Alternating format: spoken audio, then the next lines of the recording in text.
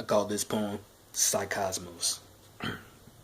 Have you ever felt so lost? Have you ever felt so stranded that you feel like you've landed on an unfamiliar planet? Have you ever felt so out of place you feel like you're in outer space and drifted off without a trace into the star-laced galaxies, chasing every star you see, seeking the constellations for guidance in your destiny?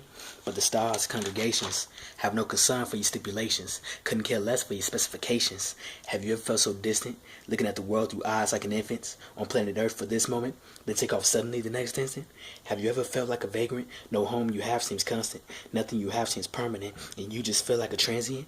Sometimes it feels like you're phasing between two different realities. You seem to be the cause of atmospheric abnormalities, as if you've drifted into a wormhole in the center of a galaxy, while you float around aimlessly within a massive infinity. Your affinity for cosmic energy leads you on your quest to discover divinity. Who is your God you try to find? Save your divine to save your mind, your soul in the bind, to mind your mind to find a way to escape the confines.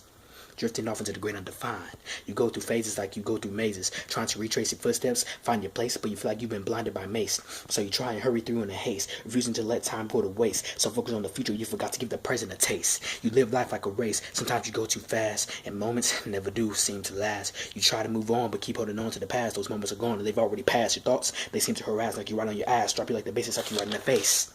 You try and find your happy place, but it's hard when your mind is as infinite as outer space, floating through the ever-expanding mass. Admire countless planets as you pass. You never did feel a part of this world. From a distance you see great mysteries unfurled. Like the Milky Way, your eyes are star-swirled, your mind spinning around in a never-ending world.